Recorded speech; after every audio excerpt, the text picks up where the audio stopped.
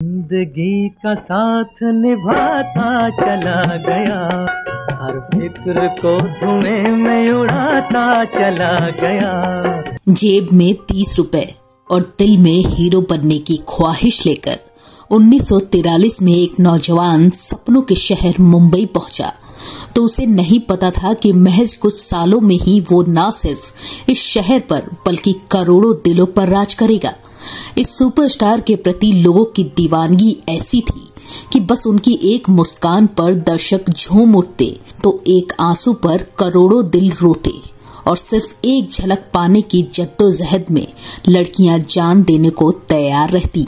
हम बात कर रहे हैं 1950 से लेकर 1970 के दशक के सुपरस्टार और अपनी आखिरी सांस तक सिनेमा से जुड़े रहने वाले हैंडसम, विजनरी, स्टाइलिस्ट और fashion icon evergreen actor Dev Anand की। लेकिन क्या आपको पता है कि फिल्मों में आने से काफी पहले ही एक शख्स ने ये भविष्यवाणी कर दी थी कि वो बहुत बड़े आदमी बनेंगे।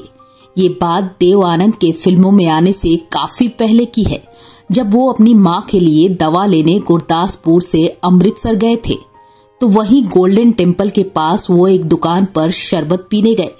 जैसे ही दुकानदार ने शरबत की गिलास देते हुए देव आनंद को देखा, उसकी आंखें ठहर गई और उसने कहा, तुम्हारे माथे पर बहुत बड़ा सूर्य है, तुम एक दिन बहुत बड़े आदमी बनोगे। आगे जाकर शरबत वाली की बात बिल्कुल सच हुई और देव आनंद न सिर्फ एक बड़े आदमी बल्कि सुपरस्टार बन गए। 26 सितंबर 1923 को पंजाब के गुरदासपुर में धर्मदेव आनंद यानी देव आनंद का जन्म हुआ। पिता पिशोरी लाल आनंद गुरदासपुर जिले के नामी वकील थे। माता पिता के 9 बच्चों में देव आनंद 5वीं संतान थे। उनकी एक छोटी बहन शीला कांता कपूर प्रसिद्ध डायरेक्टर शेखर कपूर की मां हैं। देव आनंद की स्कूलिंग डलहौजी के सेक्रेड हार्ट स्कूल से हुई। इसके बाद उन्होंने लाहौर गवर्नमेंट कॉलेज से अंग्रेजी में बीए ऑनर्स किया था। फिल्मों का शौक तो उन्हें बचपन से था और हीरो बनने की ख्वाहिश उनमें तभी जाग गई थी जब उन्होंने दादा मुनि यानी अशोक कुमार का स्टारडम देखा था। दरअसल 1940 में रिलीज हुई अपनी फिल्म बंधन के लिए अशोक कुमार गुरदासपुर आए थे। तब उन्हें देखने के लिए भारी भीड़ उमड़ पड़ी। देव आनंद भी उनके फैन थे, लेकिन जहां एक तरफ लोग अशोक कुमार से मिलने और ऑटोग्राफ लेने के लिए उतावले थे, वहीं दूसरी तरफ देव आनंद दूर खड़े होकर बस उन्हें देखते रहे और अशोक कुमार के लिए लोगों की दीवानगी देख ये तय कर लिया कि अगर वो ग्रेजुएशन के बाद आगे की पढ़ाई के लिए विदेश न जा पाए तो एक्टर ही बनेंगे। और हुआ भी यही। लाहौर गवर्नमेंट कॉलेज से अंग्रेजी साहित्य में ग्रेजुएशन पूरा करने के बाद वो आगे की पढ़ाई के लिए विदेश न जा सके, क्योंकि घर की माली हालत ठीक नहीं थी। ऐसे में जुलाई 1943 में जेब में मात्र 30 रुपए लिए फ्रंटियर मेल के 3rd क्लास का टिकट खरीदा और बम्बई पहुंच गए, जहां से शुरू हुआ उनके एक्टर बनने का सफर। लेकिन सपनों के शहर में सपना पूरा करना इतना भी आसान नहीं था। देव आनंद ने शुरुआती 2 सालों में खूब संघर्ष किया। चौल के छोटे से कमरे में रहकर निर्देशकों के ऑफिसों के चक्कर लगाने लगे, पर काम नहीं मिला। वो 30 रुपए भी खत्म हो गए जो वो साथ लेकर आए थे। फिर देव आनंद ने अपने स्टैम्प कलेक्शन का वो एल्बम भी बेच दिया, जिसे उन्होंने बड़े शौक से इकट्ठा किया था। लेकिन इससे भी बस कुछ ही दिनों का गुजारा हो सकता था। ऐसे में उन्होंने ब्रिटिश आर्मी के सेंसर ऑफिस में 65 रुपए की सैलरी पर नौकरी कर ली। इसके बाद एक अकाउंटिंग फर्म में 85 रुपए की सैलरी पर बतौर क्लर्क काम करने लगे। लेकिन इस सब के बीच उन्होंने अपने सपने को जिंदा रखा और स्टूडियो के चक्कर लगाते रहे। और एक दिन तकदीर खुल गई।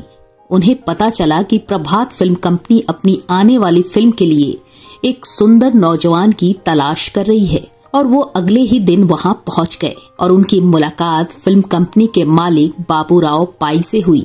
बाबूराव पाई उनकी बातों और उनके बेबाक अंदाज से बहुत प्रभावित हुए और कहा कि कल आकर डायरेक्टर पीएल संतोषी से मिल लेना, क्योंकि फाइनल सिलेक्शन वही करेंगे। पीएल संतोषी भी देव आनंद के बेबाक अंदाज और अंग्रेजी बोलने की खास स्टाइल से बेहद प्रभावित हुए और उन्हें ऑडिशन देने के लिए कहा। उन्होंने देव आनंद से कहा, तुमने अब्बास के नाटक जुबैदा में काम करने की बात बताई थी, क्या तुम्हें उस नाटक की कुछ पंक्तियां याद हैं? इस पर देव आनंद बोले कि मुझे थोड़ा वक्त दीजिए। कुछ समय बाद देव आनंद ने कहा कि वो ऑडिशन के लिए तैयार हैं। फिर डायरेक्टर के स्टार्ट बोलने पर देव आनंद ने एक ही सांस में जुबैदा नाटक की 10 लाइनें बोल दी और उनकी एक्टिंग देख वहां मौजूद सभी लोग मुस्कुरा उठे। फिर क्या, डायरेक्टर ने देव आनंद को 3 साल के कॉन्ट्रैक्ट के साथ प्रभात फिल्म कंपनी का हिस्सा बना लिया। इस बैनर तले साल 1946 में उनकी पहली फिल्म आई, हम एक हैं। पर यह फिल्म कुछ खास नहीं चली, लेकिन देव आनंद फिल्म मेकरों की नजर में आ गए। इसी बीच उन्हें फिल्म जिद मिली, जिसने बॉक्स ऑफिस पर धमाल मचा दिया और देव आनंद रातों रात स्टार बन गए। आखिर जब किस्मत में ही लिखी हो स्टारडम, कुदरत ने बनाया हो हैंडसम और कॉन्फिडेंस का हो सपोर्ट सिस्टम, तो भला उन्हें कौन रोक सकता था। फिल्म की खास बात यह है कि इसे अशोक कुमार ने निर्देशित किया था, जिन्हें देख देव आनंद ने कभी हीरो बनने का सपना देखा था। बताया जाता है कि जब देव आनंद ये फिल्म साइन करने गए तो वो अशोक कुमार को एकटक देखते रहे, और जब उन्हें पता चला कि फिल्म को अशोक कुमार ही निर्देशित करने वाले हैं तो उनकी खुशी का ठिकाना न रहा। उन्होंने बिना एक पल सोचे एग्रीमेंट साइन कर दी और इस तरह देव आनंद के आदर्श ने ही उन्हें स्टार बना दिया। इसके बाद उन्होंने पीछे मुड़कर नहीं देखा। देखते ही देखते फैंस ने उन्हें सिनेमा का देव बना दिया और उन्होंने अपनी जिंदगी को आनंद। लेकिन क्या आपको पता है कि उम्र भर अपनी जिंदगी से रोमांस करने वाले देव आनंद भी एक बार इस कदर टूट गए थे कि आत्महत्या तक करने की सोच ली थी, जिसका कारण था सुरैया से उनका अधूरा इश्क, जिसकी बात किए बिना देव आनंद की कहानी भी अधूरी लगेगी। देव आनंद और सुरैया के इस लव स्टोरी की शुरुआत हुई साल 1948 में आई फिल्म विद्या के सेट से, जहां पहली बार दोनों एक दूसरे से मिले। जब फिल्म की शूटिंग शुरू हुई तो हीरोइन तो सुरैया थी, पर हीरो फाइनल नहीं हुआ था। इस बीच एक दिन सेट पर सुरैया कुर्सी पर बैठी थी और उनकी नजर कुछ दूर कोने में बैठे एक नौजवान पर पड़ी, जो सुरैया को लगातार घूर रहा था। फिर जब सुरैया ने प्रोड्यूसर से उसे वहां से हटाने को कहा तो वो उस नौजवान को सुरैया के पास लेकर आए और कहा, इनसे मिलिए, ये हैं फिल्म के हीरो देव आनंद। सुरैया कुछ बोलती उससे पहले ही देव आनंद ने कहा, गुस्ताखी माफ, पर साथ काम करने से पहले एक नौजवान को इतनी बड़ी एक्ट्रेस को अच्छे से देख लेना चाहिए। तब सुरैया एक स्टार थी, जबकि देव आनंद ने करियर शुरू ही किया था। इस छोटी सी मुलाकात के बाद दोनों शूटिंग में बिजी हो गए, पर सेट पर रोज होती मुलाकातें और बातों के बीच दोनों की अच्छी दोस्ती हो गई और फिर एक हादसे ने दोनों को एक दूसरे के लिए प्यार का एहसास दिलाया। हुआ ये कि फिल्म के गाने किनारे किनारे की शूटिंग के लिए सुरैया और देव आनंद नाव पर सवार थे। इसी दौरान सुरैया का बैलेंस बिगड़ा और वो नदी में गिर गई। तब देव आनंद ने बिना सोचे नदी में छलांग लगा दी और सुरैया की जान बचाई। फिर क्या, पसंद तो दोनों एक दूसरे को पहले से करते थे और इस हादसे के बाद दोनों ने प्यार का इजहार भी कर दिया। अब सेट पर हर पल दोनों की निगाहें एक दूसरे को ढूंढती थी और देव आनंद सुरैया के घर भी आते जाते थे। दोनों ने एक दूसरे को प्यार का नाम भी दिया था। सुरैया देव आनंद को स्टीव बुलाती थी तो देव उन्हें नोजी कहते थे। दोनों ने साथ में कुछ और फिल्में साइन कर ली और प्यार परवान चढ़ने लगा। लेकिन परेशानी तब हुई जब इनके प्यार की खबर सुरैया के घर वालों को लगी। सुरैया अपनी माँ, मामा और नानी के साथ रहती थी और सुरैया के इस प्यार से सबसे ज्यादा नाराज उनकी नानी थी, क्योंकि उन्हें ये बिल्कुल मंजूर नहीं था कि सुरैया किसी गैर धर्म के लड़के से शादी करे। उन्होंने सुरैया पर तमाम तरह के पहरे लगा दिए। नानी सेट पर सुरैया के साथ जाने लगी। देव आनंद के घर आने पर भी बैन लग गया। अब दोनों खत के जरिए बात किया करते थे, लेकिन खत का ये सिलसिला भी लंबा न चल सका, क्योंकि सुरैया की नानी इनके प्यार के बीच मजबूत दीवार बनकर खड़ी हो गई। दोनों की आखिरी मुलाकात सुरैया के घर कृष्णा महल की छत पर हुई थी। ये मुलाकात सुरैया की माँ ने ही करवाई थी, जिन्हें इस रिश्ते से कोई एतराज नहीं था। रात 11 बजे हुई इस आखिरी मुलाकात में दोनों एक दूसरे को गले लगाकर खूब रोए और एक दूसरे को सब ठीक हो जाने का दिलासा दिया। लेकिन तब उन्हें नहीं पता था कि ये उनकी आखिरी मुलाकात है, क्योंकि इस मुलाकात के बाद तो देव आनंद आगे की तैयारी कर रहे थे। उन्होंने अपने एक दोस्त के हाथों हीरे की अंगूठी और लेटर भी सुरैया को भिजवाया, जिसे पाकर सुरैया भी बेहद खुश थी। लेकिन नानी को उस अंगूठी के बारे में भी पता चल गया और उन्होंने बवाल मचा दिया। उन्होंने न सिर्फ वो अंगूठी उतरवा दी बल्कि उसे समुद्र में फिकवा दिया। हालांकि देव आनंद कई बार सुरैया से कोर्ट में शादी करने की बात कह चुके थे, लेकिन सुरैया अपनी नानी और मामा के विरोध के आगे झुक गई। सुरैया ने सालों बाद खुद अंगूठी वाली घटना का जिक्र करते हुए कहा था कि मुझे पता था कि देव आनंद ने वो हीरे की अंगूठी अपने दोस्तों से उधार लेकर दी थी। मैं उस रात बहुत रोई। उधर अंगूठी फेंकने की बात पता चलते ही देव आनंद भी समझ गए कि अब सुरैया ने हार मान ली है और दोनों के रास्ते जुदा हो गए हैं। वो अपने बड़े भाई के पास जाकर फूट फूट कर रोए। यही वो वक्त था जब प्यार में हारे देव आनंद अपनी जिंदगी खत्म करने की सोच रहे थे, लेकिन बड़े भाई और वक्त ने उन्हें संभाल लिया। देव आनंद और सुरैया ने साथ में कुल 7 फिल्में की। 1951 में आई फिल्म 2 सितारे दोनों की आखिरी फिल्म थी। इसके बाद दोनों ने कभी साथ काम नहीं किया। हालांकि सुरैया को उम्र भर इस बात का मलाल रहा कि वो अपनी मोहब्बत को मुकाम तक पहुंचाने के लिए कोई फैसला न ले सकी, लेकिन देव ना मिले तो सुरैया फिर किसी की ना हुई। उन्होंने कभी शादी नहीं की, पूरी उम्र अपनी अधूरी मोहब्बत की यादों के साथ रही। वहीं देव आनंद ने अपनी जिंदगी को ही माशूका बना लिया और जिंदगी का साथ निभाते हुए आगे बढ़ गए। जो खो गया मैं उसको भुलाता चला गया, जिंदगी का साथ निभाता चला गया। सुरैया से अलगाव के बाद देव आनंद की मुलाकात कल्पना कार्तिक से हुई, जिन्हें उनके भाई चेतन आनंद ने फिल्म बाजी में देव के अपोजिट कास्ट किया था। ये फिल्म हिट हुई और दोनों की जोड़ी भी। इसके बाद दोनों ने फिल्म टैक्सी ड्राइवर में साथ काम किया और इसी फिल्म की शूटिंग के दौरान दोनों एक दूसरे के करीब आए। देव आनंद ने शादी का प्रस्ताव रख दिया और कल्पना का हाँ में जवाब मिलते ही देव आनंद ने इस बार बिना देर किए फिल्म की शूटिंग के ब्रेक के दौरान ही शादी कर ली। ये फिल्म भी सुपर हिट साबित हुई। लोगों के बीच फिल्म का क्रेज ऐसा था कि एक दिन शाम के वक्त मुंबई के सड़कों से सभी टैक्सियां गायब थी, क्योंकि शहर के लगभग सभी टैक्सी ड्राइवर ये फिल्म देखने गए थे। एक तरफ कल्पना कार्तिक ने शादी के बाद फिल्मों को अलविदा कह दिया।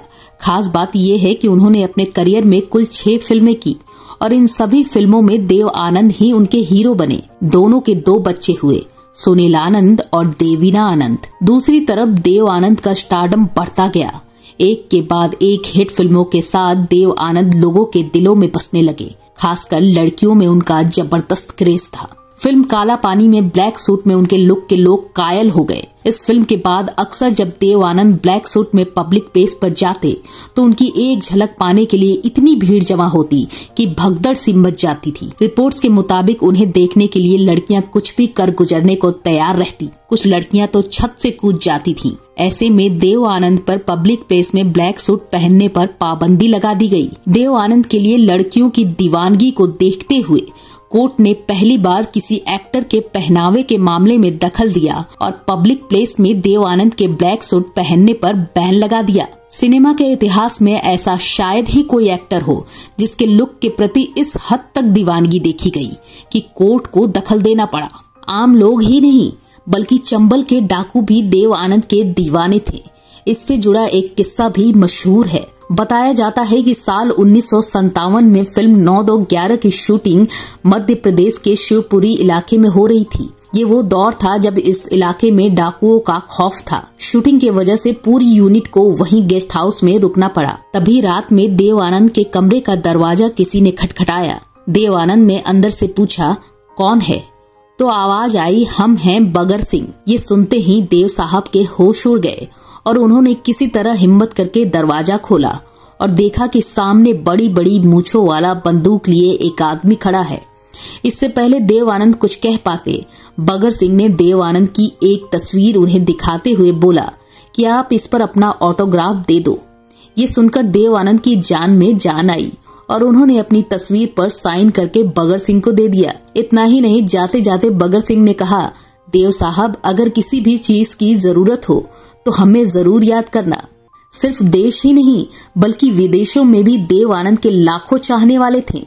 नेपाल में तो उनका इतना क्रेज था कि लड़के न सिर्फ उनका हेयर स्टाइल और लुक कॉपी करते बल्कि देव आनंद की तरह दांतों में गैप करवाने के लिए वो अपने दांतों के शेप बिगाड़ने को तैयार रहते थे। वहीं जब वहां हरे रामा हरे कृष्णा की शूटिंग हो रही थी तो इतनी भीड़ इकट्ठा हो गई कि पुलिस को लाठीचार्ज करना पड़ा। असल में देव आनंद का ऑरा ही ऐसा था कि कोई भी मोहित हो जाता। उनके साथी कलाकार भी उनके मुरीद थे और उन्हें यारों का यार मानते थे। अभिनेता मनोज कुमार ने एक इंटरव्यू में बताया था कि जब मेरे पिताजी का देहांत हुआ तो मैं बड़ा दुखी था। तब 1.5 महीने लगातार देव साहब सुबह आए या शाम पर हर दिन 2 घंटे मेरे साथ जरूर बिताते थे। वहीं गुरुदत्त से उनकी दोस्ती का किस्सा तो मशहूर है, जिसकी शुरुआत तब हुई थी जब ये दोनों महान कलाकार स्ट्रगल कर रहे थे और एक धोबी की वजह से दोनों की दोस्ती हुई। दरअसल हुआ ये कि दोनों के कपड़े एक ही धोबी के यहाँ धुला करते थे और एक बार धोबी ने गलती से गुरुदत्त की शर्ट देव आनंद के यहाँ और उनकी शर्ट गुरुदत्त के यहाँ पहुँचा दी। मजे की बात ये है कि दोनों ने एक ही दिन वो शर्ट पहनी और प्रभात स्टूडियो में एक दूसरे से टकरा भी गए। जब देव आनंद स्टूडियो में घुस रहे थे तो गुरुदत्त ने उनका स्वागत किया और अपना परिचय देते हुए कहा, मैं निर्देशक बेडकर का असिस्टेंट हूँ। अचानक उनकी नजर देव आनंद की शर्ट पर गई जो उन्हें कुछ पहचानी हुई सी लगी और उन्होंने तुरंत पूछा, ये शर्ट आपने कहाँ से खरीदी? देव आनंद बोले, ये शर्ट मेरे धोबी ने पहनने के लिए दी है, लेकिन जनाब आप भी बताएं कि आपने अपनी शर्ट कहाँ से खरीदी, क्योंकि देव आनंद भी अपनी शर्ट पहचान चुके थे। तो गुरुदत्त ने शरारती अंदाज में जवाब दिया कि ये शर्ट तो उन्होंने कहीं से चुराई है। तब दोनों खूब हंसे और एक दूसरे को गले लगाया और पक्के दोस्त बन गए। बाद में एक दिन गुरुदत्त ने वादा किया कि देव, अगर कभी मैं निर्देशक बनता हूँ तो तुम मेरे पहले हीरो होगे। इस पर देव आनंद ने भी वादा कर दिया कि अगर मैंने कभी फिल्म बनाई तो तुम मेरे पहले निर्देशक होगे। देव आनंद ने अपना वादा पूरा भी किया। जब देव आनंद की नवकेतन फिल्म्स ने बाजी बनाने का फैसला किया तो निर्देशन की जिम्मेदारी उन्होंने गुरुदत्त को ही दी और फिल्म भी हिट साबित हुई। हालांकि गुरु अपना वादा नहीं निभा पाए। उन्होंने देव आनंद को लेकर फिल्म सीआईडी तो बनाई, लेकिन उसे अपने असिस्टेंट राज खोसला से डायरेक्ट कराया। बाद में मात्र 39 साल की उम्र में जब गुरुदत्त ने सुसाइड कर ली तो ये खबर सुन देव आनंद पूरी तरह से टूट गए थे। वो उनके पार्थिव शरीर के पास खड़े होकर बस यही कह रहे थे, गुरु उठ, कहाँ चला गया तू। उस दौर की अदाकाराओं के बीच भी देव आनंद खूब पॉपुलर थे। सभी उनके साथ फिल्में करना चाहती थी, लेकिन जब फिल्म हरे रामा हरे कृष्णा में उनकी बहन के रोल के लिए अभिनेत्री की तलाश शुरू हुई तो कई अभिनेत्रियों ने इनकार कर दिया, क्योंकि वो देव साहब की बहन नहीं बनना चाहती थी। फिल्म में देव आनंद की हीरोइन बनी मुमताज को भी ये रोल ऑफर हुआ था, लेकिन उन्होंने मना करते हुए कहा कि आपके साथ मैं सिर्फ रोमांटिक सीन्स में अच्छी लगूंगी। जिसके बाद देव आनंद ने उन्हें फिल्म में अपनी हीरोइन के तौर पर साइन किया और फिर बहन का रोल मिल गया जीनत अमान को। इस फिल्म ने जीनत को स्टार बना दिया। साथ ही देव आनंद भी उन्हें अपना दिल दे बैठे। अपनी ऑटोबायोग्राफी रोमांसिंग विद लाइफ में देव आनंद ने इस बात का खुलासा करते हुए लिखा है कि वो जीनत से मोहब्बत करने लगे थे और इजहार भी करने वाले थे, लेकिन राज कपूर से उनकी बढ़ती नजदीकियां देव आनंद को पसंद नहीं आईं और उन्होंने अपने कदम पीछे कर लिए। हालांकि सालों बाद जीनत ने देव आनंद के इस खुलासे पर कहा कि देव साहब ने ही मुझे स्टार बनाया था, वो मेरे मेंटोर थे, पर उन्होंने अपनी ऑटोबायोग्राफी में मेरे बारे में जो लिखा उससे मैं काफी आहत हुई। राज कपूर के साथ मेरी बॉन्डिंग को लेकर भी उन्हें गलतफहमी हुई थी। जीनत ने कहा कि हर किसी से गलती हो जाती है, लेकिन मैं हमेशा देव साहब की आभारी रहूंगी और उन्हें दुर्लभ प्रतिभा के धनी व्यक्ति के तौर पर याद रखूंगी। जीनत अमान ही नहीं, देव आनंद ने फिल्म इंडस्ट्री को कई बेमिसाल टैलेंट दिए।